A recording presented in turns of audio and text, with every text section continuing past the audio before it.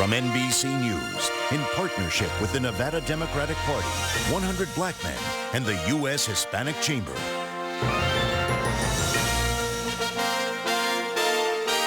This is a Decision 2008 special, the Democratic Presidential Candidates Debate. From the Las Vegas Cashman Center, here is Brian Williams. And good evening from the Cashman Theater in Las Vegas, Nevada. Before we get underway, we need to thank all of our hosts for this evening, in part so our candidates don't feel the need to. The Nevada Democratic Party, that includes Senate Majority Leader Harry Reid, the U.S. Hispanic Chamber of Commerce, the African American organization known as 100 Black Men of America, also our local Nevada partners in this, Impacto, the African American Democratic Leadership Council, and of course the College of Southern Nevada. We have told the members of our vast studio audience here tonight that we cannot allow applause or any outbursts following the candidates' responses. We will open with a Q&A format allowing for 90-second answers. Lights will alert the candidates to the end of time, some 30-second answers, and then follow-ups at the moderator's discretion. Finally, for tonight's debate of the top three Democratic contenders, I am joined by my partner Tim Russert, our Washington bureau chief, and of course moderator of Meet the Press on NBC, and Natalie Morales of Today on NBC, who will be handling some of the thousands of email questions we've received over the past few days directed to the candidates. We thank you all for being here, and before we begin with the questioning, we have to mix a bit of breaking political news with the business of our debate tonight. At this hour, as we come on the air, we are prepared to report that NBC News is projecting that when all the votes are counted in tonight's Michigan primary, Mitt Romney is the projected winner of that contest. Again, in the Michigan primary tonight, former Massachusetts governor, a son of the state of Michigan, Mitt Romney, will be the projected winner. That is according to an NBC News estimate. And now we can begin with the questioning tonight. As we sit here, this, as many of you may know, is the Reverend Dr. Martin Luther King's birthday. Race was one of the issues we expected to discuss here tonight. Our sponsors expected it of us. No one, however, expected it to be quite so prominent in this race as it has been over the last 10 days. We needn't go back over all that has happened except to say that this discussion, before it was over, involved Dr. King, President Johnson, even Sidney Poitier, several members of Congress, and a prominent African-American businessman supporting Senator Clinton, who made what seemed to be a reference to a part of Senator Obama's teenage past that the senator himself has written about in his autobiography. The question to begin with here tonight, Senator Clinton, is how did we get here? Well, I think that what's most important is that Senator Obama and I agree completely that, neither race nor gender should be a part of this campaign. It is Dr. King's birthday.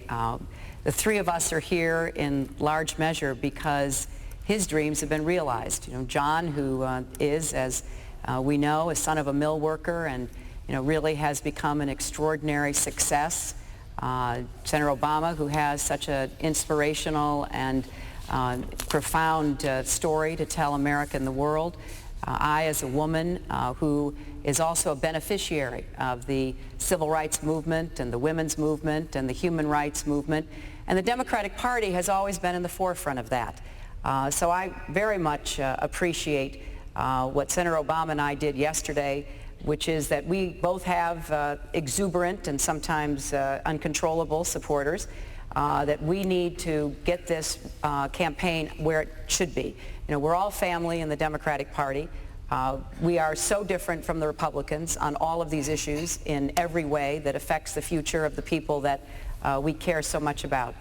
So I think that it's appropriate on Dr. King's birthday, his actual birthday, to recognize that all of us are here as a result of what he did, all of the sacrifice, including giving his life, along with so many of the other icons that we honor.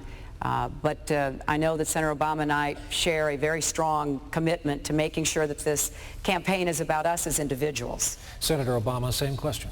Well, I think Hillary said it well. We are right now, I think, at a defining moment in our history.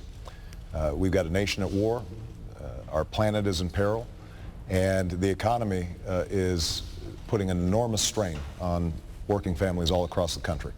Now, race has always been an issue in our politics and in this country, but one of the premises of my campaign, and I think of the Democratic Party, and I know that John and Hillary have always been committed to racial equality, is that we can't solve these challenges unless we can come together as a people. And we're not resorting to the same, or falling into the same traps of division that we have in the past. I think our party has stood for that. Dr. King stood for that. I hope that my campaign has inspired that same sense that there's much more that we hold in common than what separates us. And that is how I want to move this campaign forward, and I hope that's how it moves forward. And Senator Edwards, you waded into this topic tangentially yesterday. The only thing I would add is I had the perspective of living in the South, including a time when there was segregation in the South, and I feel an enormous personal responsibility to continue to move forward. Now, we've made great progress, but we're not finished with that progress, and the struggles and sacrifice of Dr. King and many others who gave blood, sweat, tears, and in some cases their lives to move America toward equality. And I saw it. I saw it when 4 young men walked into a Woolworth luncheon counter in Greensboro, North Carolina, and sat down, had the courage and strength to do the right thing, and they literally stood up on behalf of African Americans, on behalf of Southerners, on behalf of Americans, helped move this country forward in a really serious way. And having seen the pain and the struggle and the sacrifice of so many up close, because I lived with it. I lived with it in my years growing up.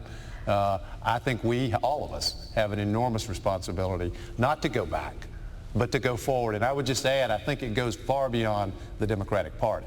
This is about America and about creating real equality in America across the waterfront. Questioning continues with Tim Russert.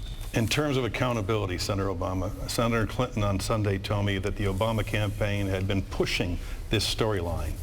And true enough, your press secretary in South Carolina, 4 pages of alleged comments made by the Clinton people about the issue of race. In hindsight, do you regret pushing this story? Well, not only in hindsight, but going forward. I think that, as Hillary said, our supporters, our staff get overzealous. They start saying things that I would not say. And it is my responsibility to make sure that we're setting a clear tone in our campaign. And I take that responsibility very seriously, which is why I spoke yesterday and sent a message in case people were not clear.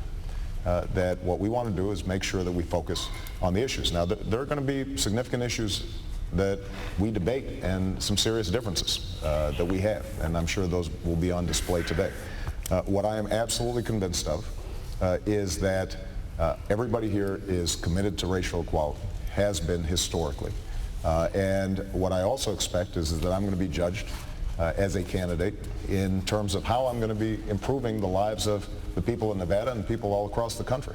That they are going to ultimately be making judgments on, can I deliver on good jobs at good wages? Can I make sure that our home foreclosure crisis is adequately dealt with? Are we going to be serious about retirement security? And are we going to have a foreign policy that makes us safe? And if I'm communicating that message, then I expect to be judged on that basis. And if I'm not, then I expect to be criticized on that basis. And that's the kind of campaign that we want to run and that we have run up until this point. Do you believe this was a deliberate attempt to marginalize you as the black candidate? No. As I said, I think that if you look not just at this campaign, but at my history, my belief is that race is a factor in our society. But I think what happened in Iowa is a testimony to the fact that the American public is willing to judge people on the basis of who can best deliver the kinds of changes that they're so desperately looking for. And that's the kind of movement that we want to build all across the country. And that, I think, is the legacy of Dr. King that we need to build on. In New Hampshire, your polling was much higher than the actual vote result. Do you believe in the privacy of the voting booth? People used race as an issue? No. I think what happened was that Senator Clinton ran a good campaign up in New Hampshire. And, I think that people recognize we